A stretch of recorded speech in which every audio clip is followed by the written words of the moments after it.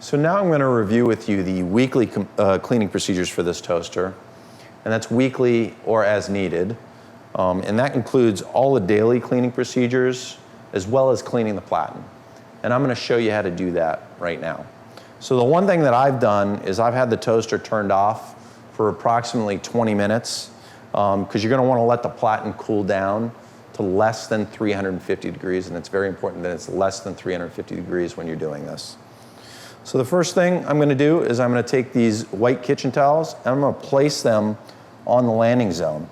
And you'll see in a minute why I'm doing that, but the reason is that when you start spraying the degree cleaner on there, it's going to drip down, as well as when it's pulling the sponges through, it's going to pull the carbon off. And that's all going to fall and be caught mostly into those kitchen towels. The next thing I'm going to do is I'm going to take my compression knobs and I'm going to open them up to the widest setting, which is F and 6. Now I'm going to make a special note here that if you drop your sponges, depending upon how much you've used them, if you drop your sponges in the front side or the back side and they're not being caught and they're falling straight through, go ahead and adjust your compression knobs to a tighter setting until the sponges get caught and that the conveyor is able to drag them through onto the platen. So you're going to take your infrared thermometer, and as I said earlier, you're going to point it and angle it down onto the platen, and you're going to make sure that it is below 350 degrees. And this platen here is sitting somewhere around 300 degrees, so we're all set. Next, I'm going to take my heat-resistant gloves, and I'm going to put those on.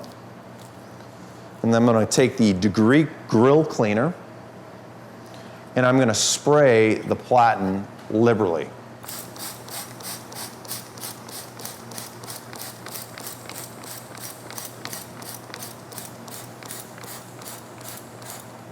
So now that the platen has been coated with that, I'm going to take my white Teflon scrub sponges.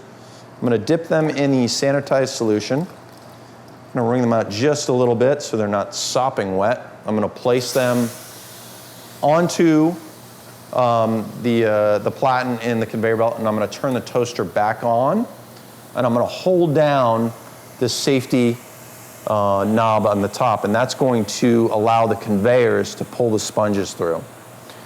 Now in an instance, you may have the sponges that do not get pulled through, like I've got this one on the left, so you want to be watching for that. And I'm going to assist it with this high temp detail brush, and there it goes. Now it's pulling itself through. And I'm just keeping an eye on it, make sure that it doesn't get stuck, and waiting for it to pull through the bottom, which is where I can see it coming right now. So now that both sponges have come through and I feel that my platen is clean, if there still is buildup on there, you can run your sponges again, or you can use your high temp detail brush dipped in sanitized solution to scrub any of the areas that you see necessary as far as buildup. And the important piece here is that you want to remember that there are two sides to this toaster. You want to make sure that you get the other side of the platen clean as well using the same procedures. So if your sponges do get stuck and you're unable to get them down to the base with your high temp detail brush, you'll want to turn your toaster off, unplug your unit, and then call for service.